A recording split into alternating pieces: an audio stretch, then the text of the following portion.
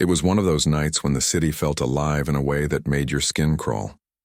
The rain poured down like someone had tipped over a bucket in the sky, and the streets glistened under flickering streetlights. Cars splashed through puddles, their tires sending water spraying onto the sidewalks where people hurried to get out of the storm. Among them was a man, a tall, well-dressed figure with an umbrella clutched tightly in his hand. His name was Arjun Mehta, and he wasn't just any man. He was a self-made millionaire who had clawed his way up from nothing.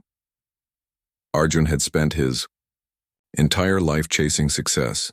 He'd worked harder than anyone else, sacrificed more than most would dare to, and now, at 42, he had everything money could buy: a luxurious penthouse, a fleet of cars, and enough wealth to last generations. But, despite all this, there was something missing. Something deep inside him gnawed away every single day. It wasn't guilt or regret. It was worry. Worry about his mother. For years, she had been bedridden, her body slowly giving up on her. Doctors came and went, each one shaking their heads, after examining her. They said her condition was unusual, maybe even incurable. Some suggested it might be neurological, others thought it was psychological, but none of them offered real answers. All they did was prescribe pills and therapies that barely scratched the surface of her pain.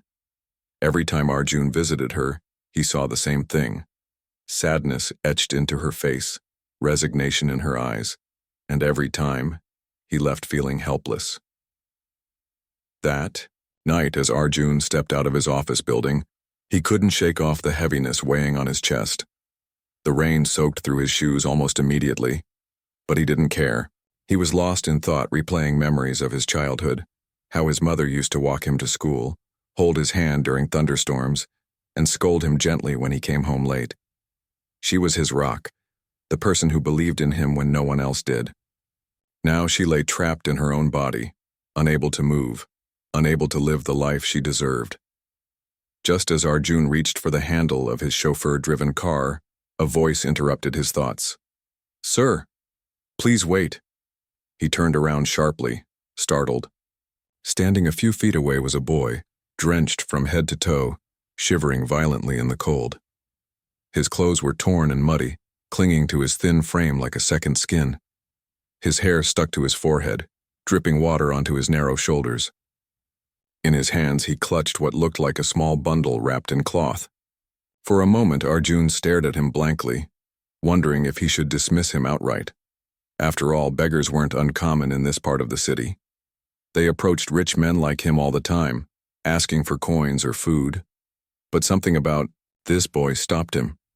Maybe it was the urgency in his voice or the fact that he hadn't extended his hand to beg. Instead, he stood there, looking straight at Arjun with wide, piercing eyes. "Who are you?" Arjun asked finally, his tone sharp but not unkind. The boy hesitated, clutching the bundle tighter. Then, taking a shaky breath, he said, "My name doesn't matter, sir. What matters is, I can help you." Arjun raised an eyebrow, skeptical. "Help me? With what?" "You want your mother to walk again, don't you?" The boy blurted out suddenly, his words tumbling over each other in their rush to escape. Arjun froze. His heart skipped a beat, then started pounding furiously against his ribs. How did this boy know about his mother? Had someone told him? Was this some kind of elaborate prank? Or worse, a scam? He narrowed his eyes, studying the boy carefully. There was no smirk, no hint of mockery on his face, just raw determination and maybe a flicker of fear. I overheard some people talking," the boy stammered, as if sensing Arjun's suspicion. "They said you've been looking everywhere for a cure. Sir, I swear I can help her." Arjun let out a bitter laugh. "You? A kid who probably hasn't finished school yet? You think you can do what doctors and scientists have failed to do?" The boy flinched at the harshness in Arjun's voice but didn't back down. "I'm not saying I'm smarter than doctors, sir. I'm just saying I know things they don't. Things passed down through my family for generations. If you'll let me try, I promise I won't waste your time." There was a long pause. Arjun wanted to walk away, to climb into his car and forget this absurd conversation ever happened. But something held him back. Maybe it was the desperation in the boy's voice, or the faint glimmer of hope tugging at the edges of his mind. Whatever it was, it made him stay. "What's your name?" Arjun asked quietly. "Rohan," the boy replied, his voice steadier now. "All right, Rohan," Arjun said, crossing his arms. "Let's say I believe you. What exactly do you plan to do?" Rohan hesitated, then unwrapped the bundle in his hands. Inside was a collection of dried herbs, roots, and powders neatly tied into small packets. "This is just the start," he explained. "These herbs will help strengthen her body, but we need to do more. Rituals, prayers, energy work. My family has always done these things together. That's how we heal." Arjun listened intently, though his expression remained guarded. Part of him still thought this was ridiculous. Yet another part, the part that had watched his mother suffer silently for years, wanted to believe. Even if it was a long shot, wasn't it worth trying? "Fine," Arjun said abruptly, surprising both himself and Rohan. "Tell me what to do next." Relief washed over Rohan's face, and for the first time he smiled. "Meet me tomorrow night, at the old temple near the slum. Bring these herbs with you, don't tell anyone else." And with that, the boy turned and disappeared into the rain-soaked darkness, leaving Arjun standing there, clutching the bundle of herbs and wondering if he had just made the biggest mistake of his life, or the best decision he'd ever made. The next evening, Arjun found himself pacing nervously outside the old temple near the slum. The place was a crumbling structure, its walls covered in moss and cracks running through the faded paint. A single flickering bulb hung above the entrance, casting eerie shadows on the wet ground. The air smelled of damp earth and incense, mixing with the faint hum of crickets somewhere nearby. It felt like stepping into another world, one far removed from the polished skyscrapers and luxury cars he was used to. Arjun checked his watch again, though he already knew it was past the time they'd agreed upon. He couldn't help but feel uneasy. What if this whole thing was a trap? Or worse, what if Rohan didn't show up at all? His mind raced with doubts, each one gnawing at the fragile thread of hope he had allowed himself to cling to. Just as he was about to leave, a small figure emerged from the shadows. It was Rohan, carrying a lantern that cast a warm golden glow around him. His face was calm, almost serene, despite the shabbiness of his clothes and the dirt smudged across his cheeks. Seeing Arjun waiting there, Rohan gave a slight nod as if to say, "You came." "Sorry I'm late," Rohan said softly, walking toward him. "I had to make sure no one followed me." Arjun frowned. "Followed you? Why would anyone follow you?" Rohan hesitated, then shook his head. "It's nothing important right now, let's go inside." The two stepped into the temple, where the atmosphere shifted instantly. Inside, the space was surprisingly clean and orderly, with mats laid out neatly on the floor and candles burning softly in every corner. The scent of sandalwood filled the air, mingling with the faint sound of dripping water coming from somewhere outside. At the center of the room stood an altar adorned with flowers, a brass lamp, and a few ancient-looking books stacked carefully beside it. "This is where we'll start," Rohan said, motioning for Arjun to sit down on one of the mats. "But before we begin, I need to tell you something." Arjun sat stiffly, his back straight, his eyes fixed on Rohan. "What is it?" Rohan took a deep breath, his young face suddenly looking older than it should. "This isn't just about herbs or rituals, sir. This is about trust. You have to believe, not just in me, but in the process itself. If you're here only because you think this will magically fix everything without effort, it won't work. Healing is hard. It takes patience, faith, and sometimes sacrifice." Arjun stared at him, unsure how to respond. Sacrifice? What did that even mean? He opened his mouth to ask, but Rohan continued before he could speak. "My family has been doing this for generations," Rohan explained, his voice steady now. "We don't just heal bodies, we heal minds and spirits too. That's why doctors can't understand it, they focus only on the physical. But true healing goes deeper than that. It's about connecting with something greater, something beyond science." He paused, glancing at Arjun to gauge his reaction. When Arjun didn't interrupt, Rohan went on. "Every healer in my family learned this knowledge differently, Some were taught by their parents, others discovered it on their own. For me, it started when I was very young. My grandmother used to take me to places like this, quiet, sacred spaces, and teach me how to listen, not just to people, but to nature, to energy, to life itself. She said healing wasn't about fixing what's broken, it's about restoring balance. Arjun listened intently, his skepticism slowly giving way to curiosity. There was something mesmerizing about the way Rohan spoke, as if he truly believed every word he said. It wasn't rehearsed or forced, it was raw and genuine, like he was sharing pieces of his soul. "So what happens now?" Arjun asked finally, breaking the silence. Rohan smiled faintly, reaching for one of the books on the altar. "Now, we begin." Over the next hour, Rohan guided Arjun through a series of steps. First, he showed him how to prepare a tea using the herbs he'd given him the previous night. Each ingredient had a purpose, Rohan explained. Some helped strengthen the body, others calmed the mind, and a few were meant to awaken dormant energies within. As Arjun watched, Rohan crushed the dried leaves and roots with practiced ease, adding them to boiling water until the mixture turned a rich amber color. "Your mother needs to drink this twice a day," Rohan instructed. "But it's not enough, on its own. We also need to work on her spirit." "What does that mean?"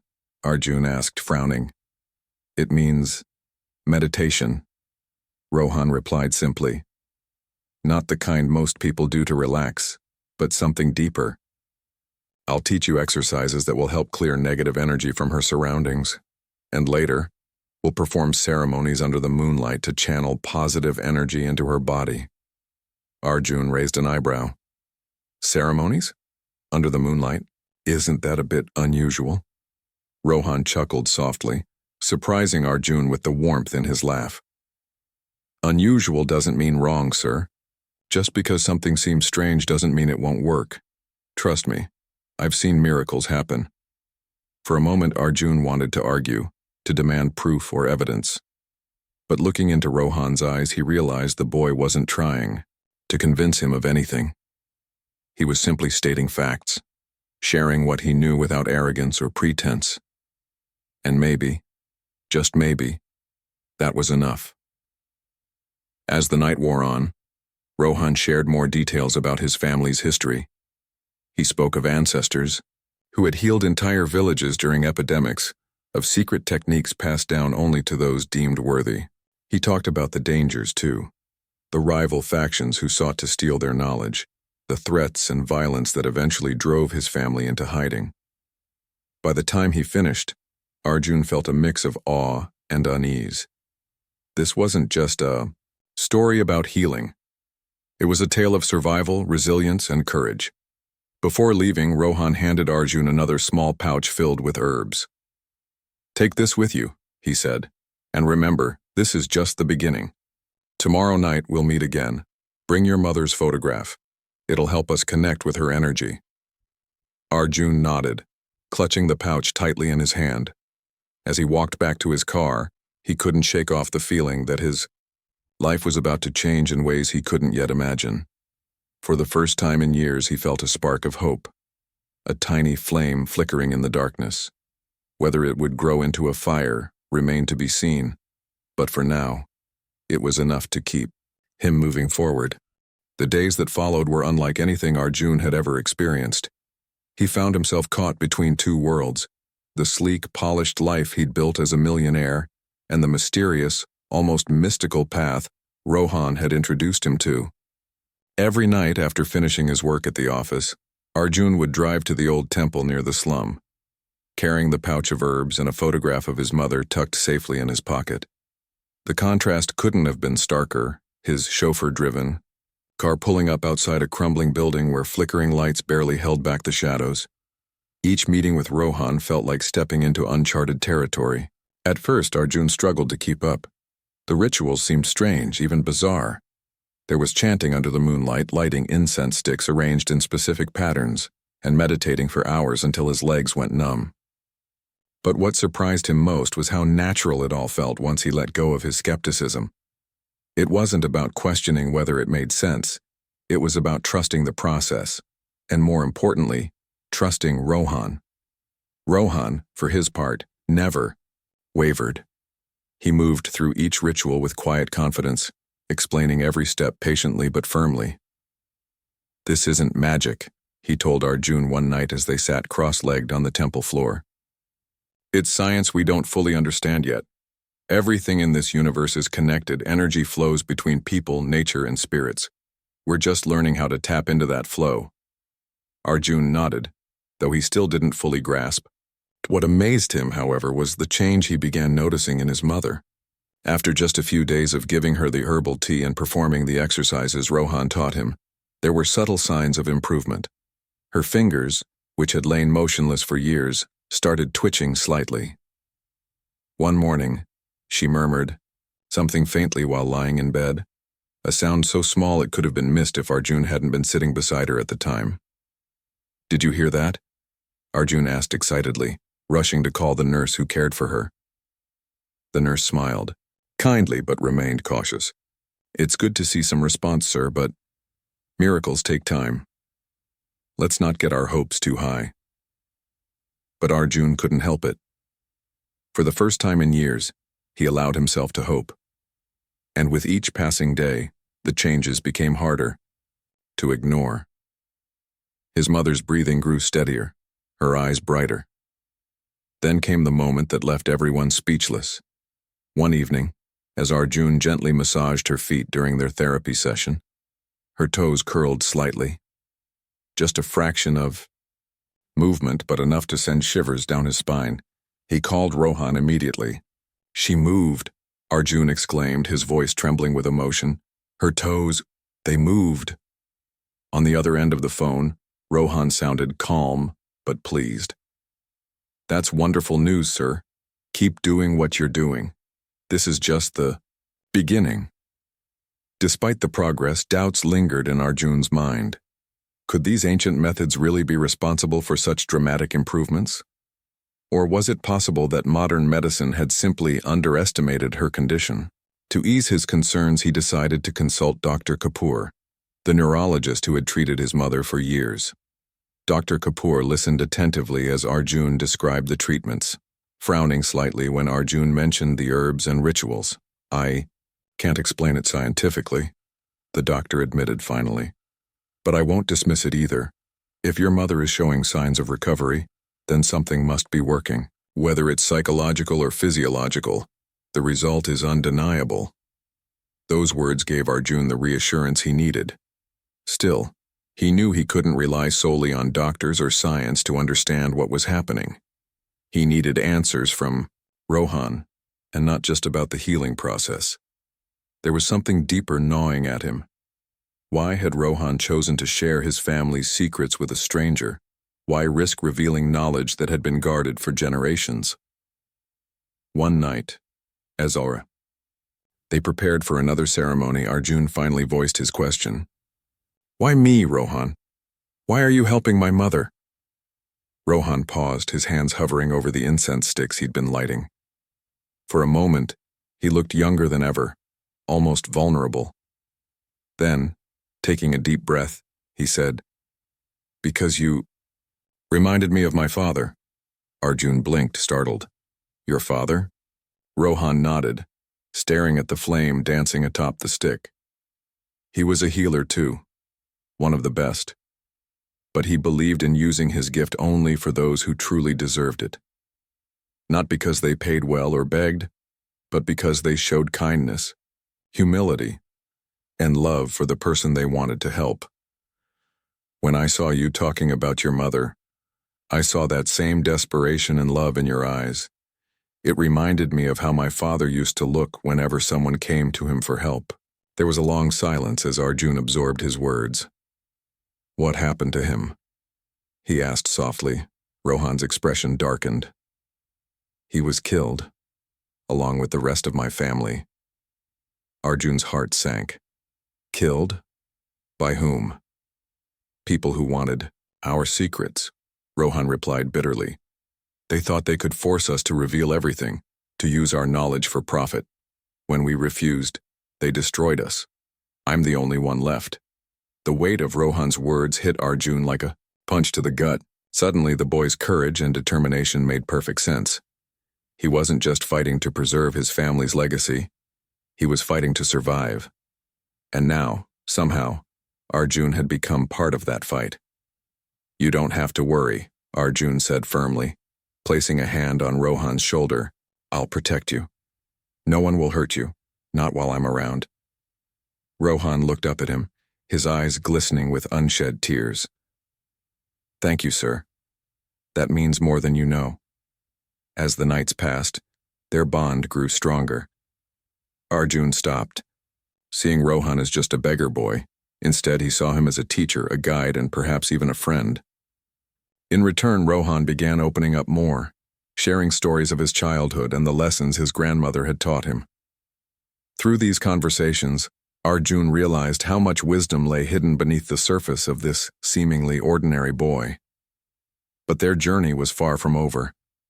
As miraculous as the progress was, Arjun knew they weren't out of danger yet. The closer his mother came to walking again, the more Arjun feared for Rohan's safety. After all, if word got out about what Rohan could do, others would come looking for him, and not everyone would have good intentions.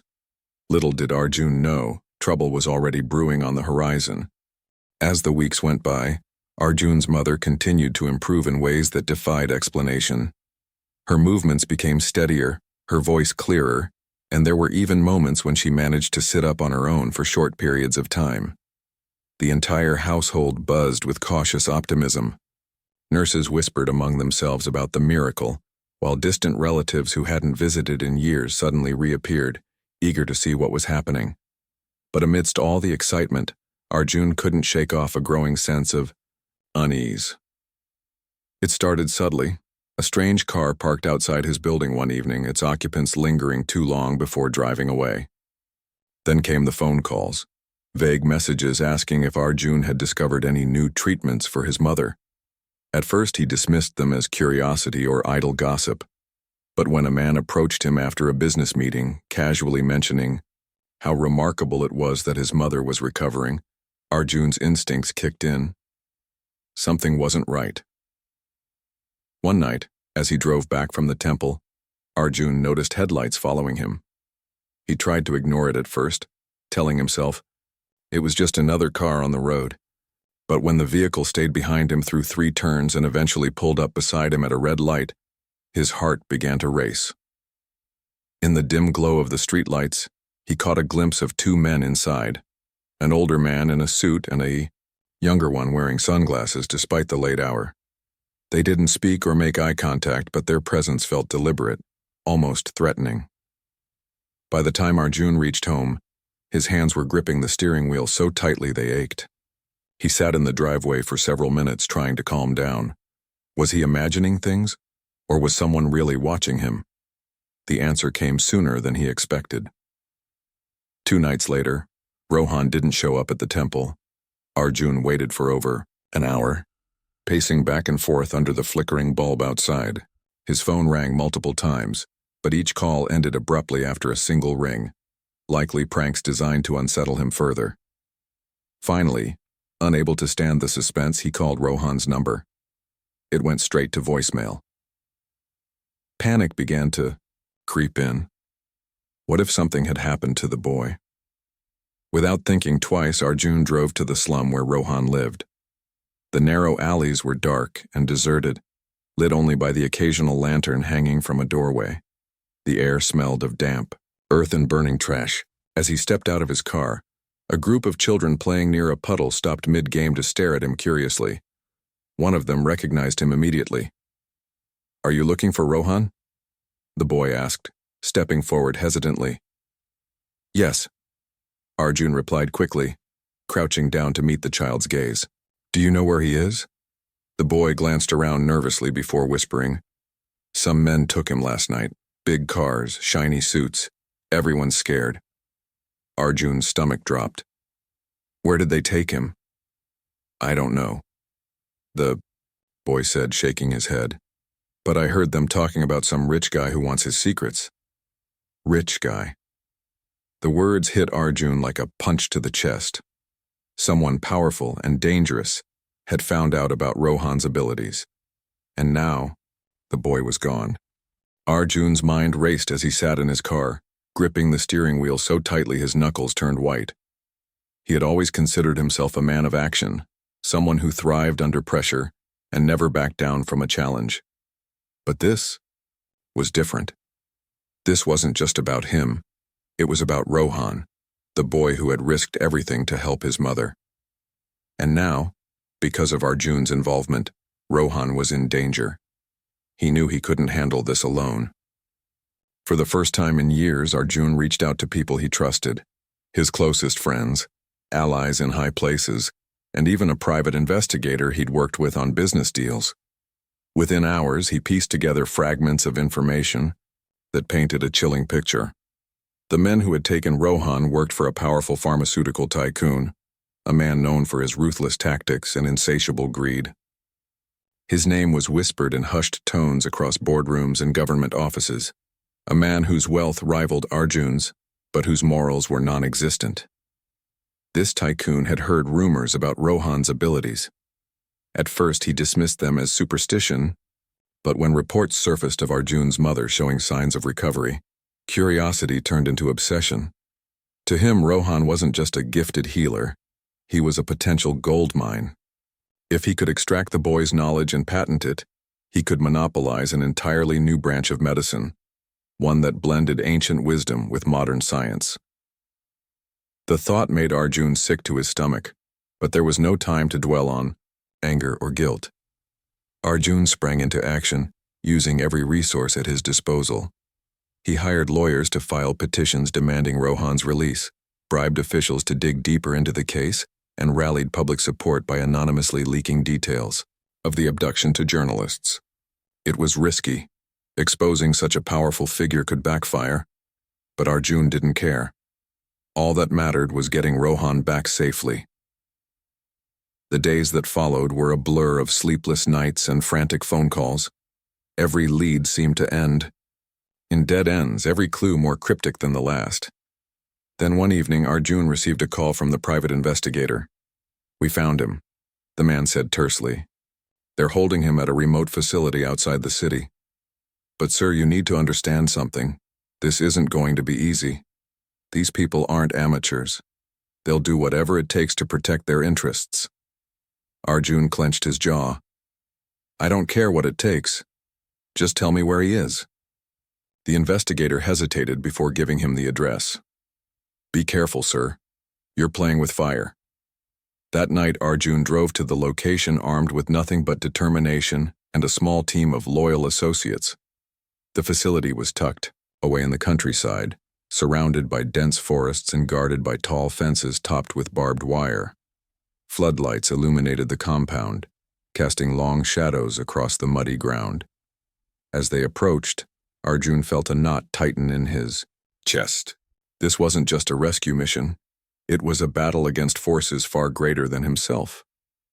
Using forged documents and fake IDs, Arjun and his team managed to gain access to the building under the guise of inspectors. Inside, the air was cold and sterile, the walls lined with steel doors that reminded Arjun of a prison. They moved quickly, searching each room until they finally found Rohan in a dimly lit cell. The boy was sitting on the floor, his hands bound and his face pale but defiant. When he saw Arjun, his eyes widened in disbelief.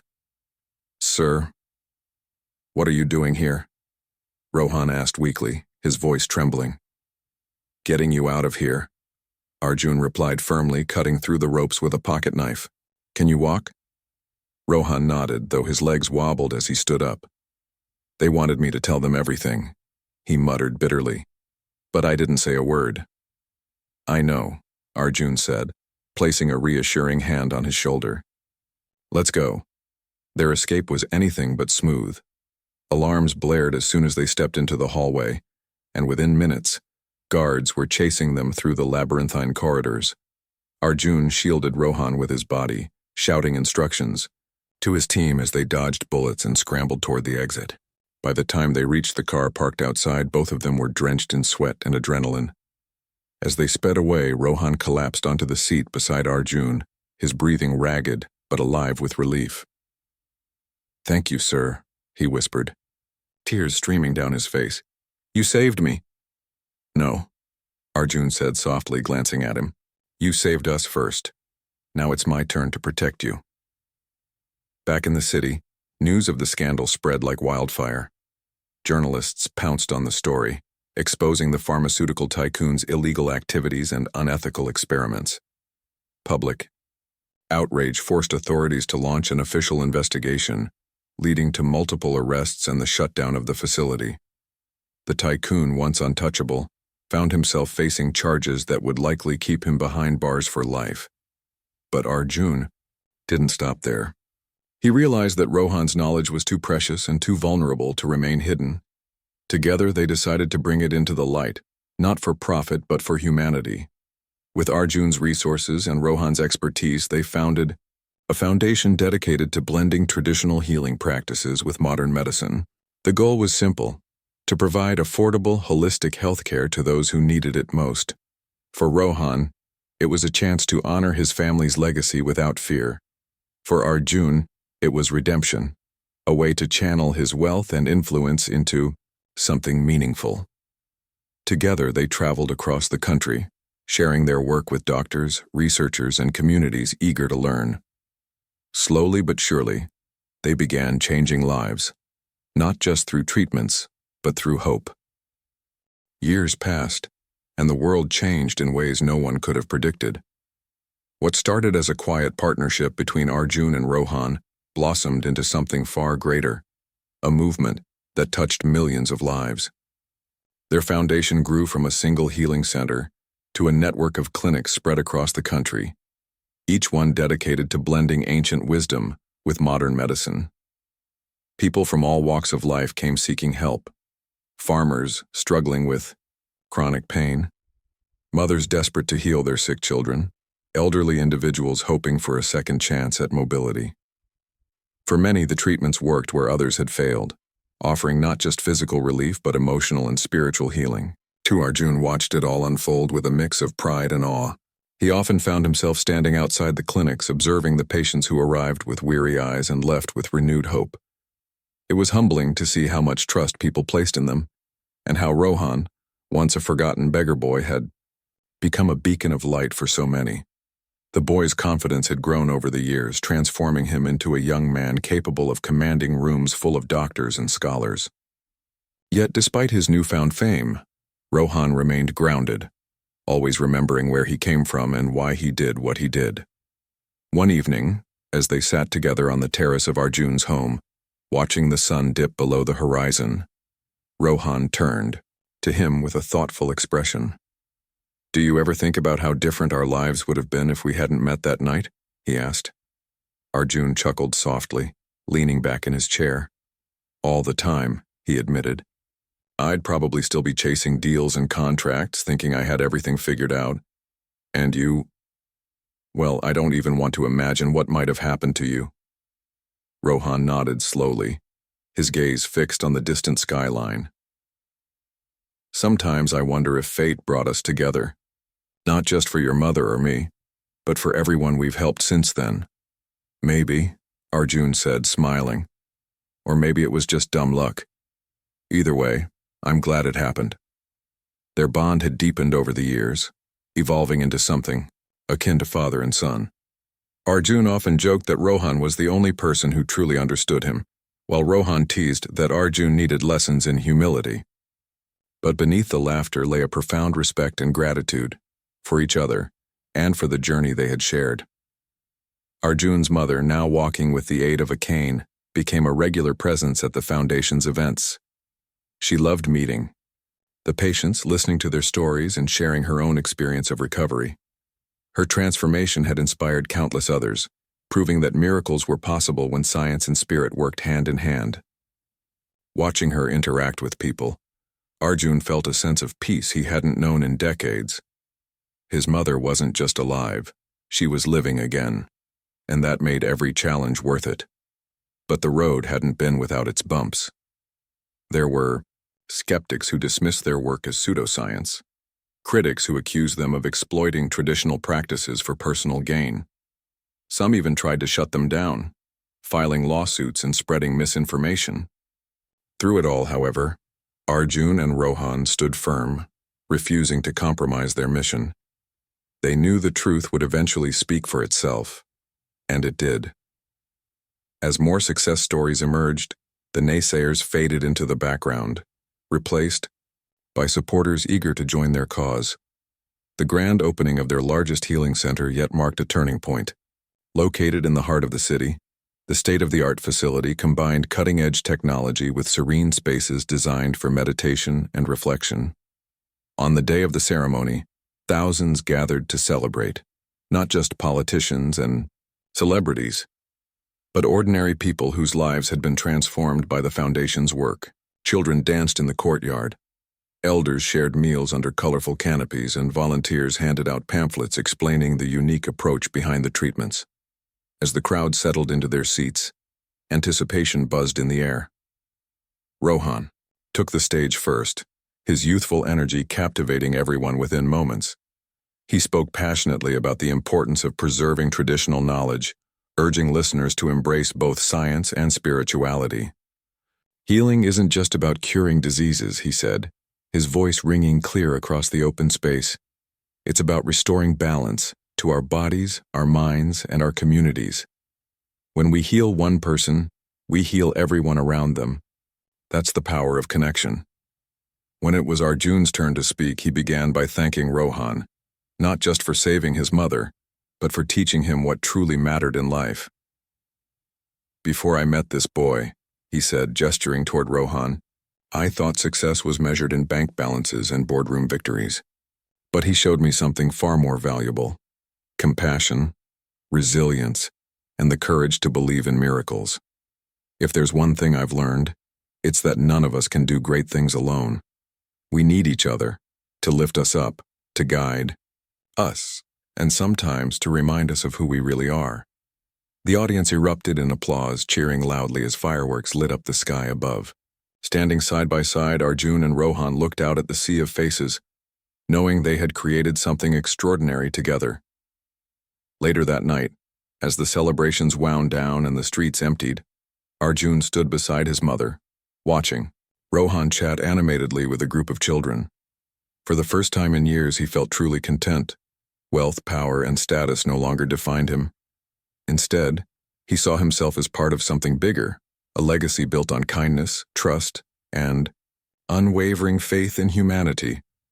You know, his mother said softly, breaking the silence. He reminds me of you when you were younger. So determined, so full of fire. Arjun laughed, shaking his head. No, Mom. He's better than I ever was. And honestly, I'm proud to call him family. As the last fireworks fizzled out, leaving behind a sky dotted with stars, Rohan glanced over his shoulder and smiled. In that moment, Arjun realized that their story wasn't just about healing. It was about connection. About two souls finding each other in the chaos of life and choosing to walk forward together, no matter what. Challenges lay ahead, and as long as they kept walking, they knew anything was possible.